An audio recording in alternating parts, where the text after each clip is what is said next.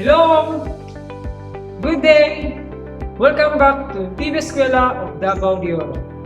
I am Sir Jessiejem si Celis, your teacher from the Bunturan National Comprehensive High School, Integrated Senior High School, and I will be your pre-calculus teacher. How are you? Well, I hope you're doing good. We are now in the 6th week of our class. That simply implies that we are the module 6.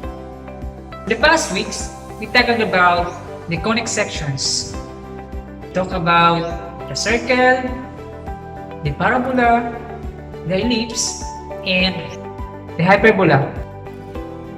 We talk also about the characteristics, standard equations, general equations, and we thought how to graph conic sections. Today, we will be amazed by the applications of the conic sections into our real life. Are you ready? Well, fasten your seatbelt. We will start. Our lesson for today is solving situational problems involving conic sections. And you're expected to learn how to solve situational problems. You will learn how to analyze through your vision with the problems given. All you have to do is to prepare paper, pen, compass, and ruler, or any straight edge for the illustrations of the problem. Since conic sections has so many real-life applications, it is essential to know its characteristics and the parts it has. Remember, in parabola, we have this standard equation. When the vertex is at the origin and at h and k. If concave to the right, we have the standard form. Concave to the left, we have this. Concave upward and concave downward. In ellipse, if it is elongated in x-axis, this is the standard equation. While if it is elongated along y-axis, this would be the standard equation. Hyperbola. If the major axis is along x-axis, then this would be the standard equation. While if the major axis along y-axis, then the standard equation will be look like this. So always remember the standard formula and the general formula of the conic sections. So this would be the formulas and parts of conic section. Can you see my background? The back. Can you identify what kind of conic section is that? Well, that is a semicircular panel. You're right. So we have this example. A street with two lanes, each 10 feet wide, goes through a semicircular tunnel with radius 12 feet. How high is the tunnel at the edge of each lane? So, we draw a coordinate system with origin at the middle of the highway, as shown in the screen. Because of the given radius, the tunnel's boundary is on the circle x squared plus y squared is equal to 12 squared.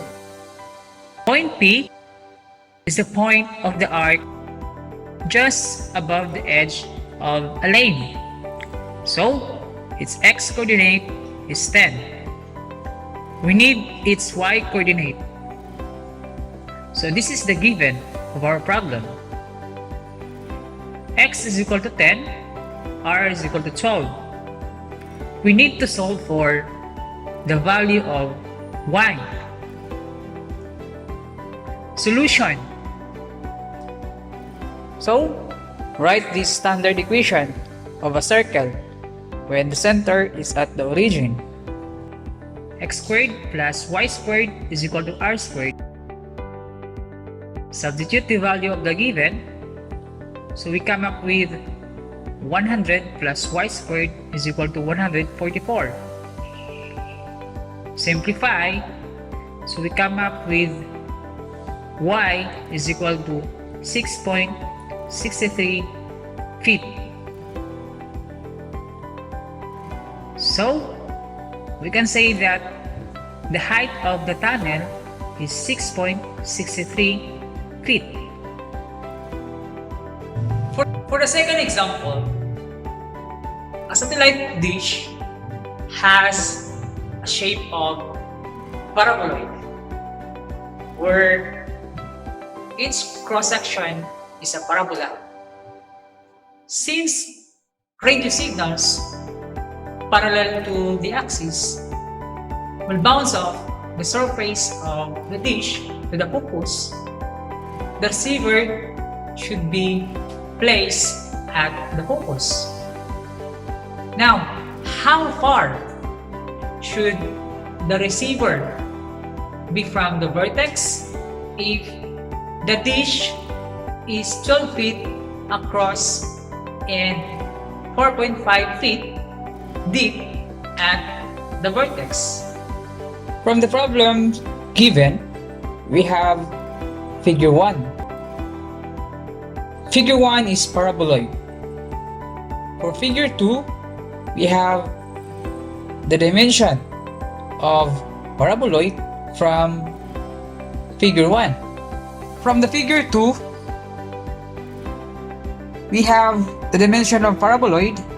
Since the dish measures 12 feet across, half of the dish is 6 feet, and that is our x, while 4.5 as a dip of vertex represent our y. So we have this coordinate 6 and 4.5. Remember that our receiver will serve as our focus. In our illustration, since it is concave upward, we will use the standard form of the parabola, which is x squared is equal to 4py. The distance from vertex to focus is p. That simply implies that the height of our receiver is p. So this is the given of our problem. X is equal to 6, y is equal to 4.5. So we need to solve for p. P is our height of the receiver. Solution, so we're going to use this standard equation since it is concave upward. So we have 6 squared is equal to 4p times 4.5. Simplify, so we come up with p is equal to 2. So therefore, we can say that the height of the receiver is 2 feet. I know you are eager to solve for our next example. Now, get your pen, your paper, and roller for any straight edge. It is your time to solve. This is our problem.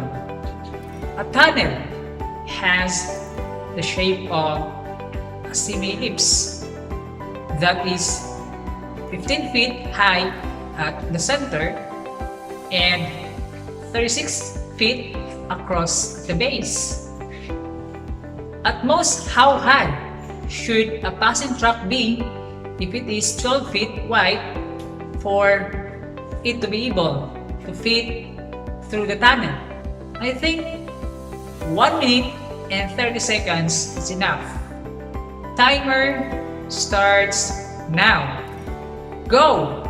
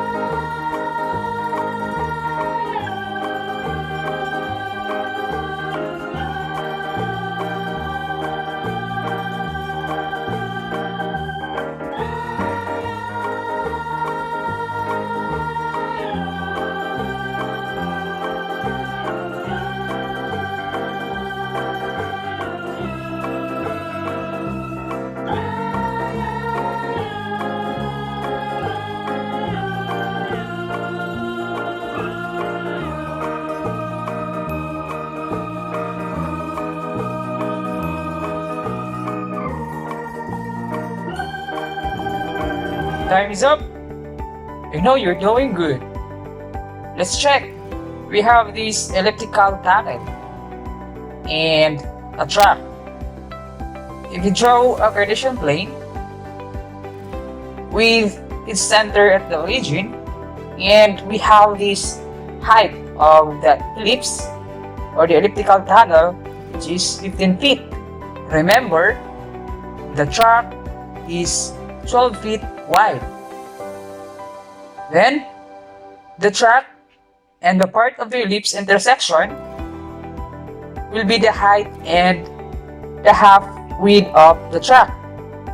Since we have half of the width, which is 6, all we need to solve is the value of y, which is the height of the track. From the illustrations given, we have this elliptical tunnel, we have this track, and we are asked to solve for the unknown term in this coordinate. And we have this coordinate as 6, which represents as our x, and we have this y, who serve as our unknown. But we know the height of the tunnel and the width of the tunnel. So this will be the given. So we have a is equal to 15, b is equal to 18, and x is equal to 6. So we need to solve for the unknown term, which is y. So the formula that we're going to use, since it is elongated along x-axis, we have x squared all over a squared plus y squared all over b squared is equal to 1. Substitute the value of the given. Then we have 6 squared all over 15 squared plus y squared all over 18 squared is equal to 1. Then simplify. So you come up with y is equal to then square root of 2, or we have 14.14 feet. So our conclusion will be the maximum height of the track is 14.14 feet. That's good. You're right. I know you're doing good with our discussion. If you're available, you can answer some of the situational problems in your modules. And I think that's all for today. Please wait for the next episode in our pre-calculus subject. It is more fun and learning together with you. As I say, dito sa TV Eskwela, sa pag-aaral, sama-sama. Bye-bye!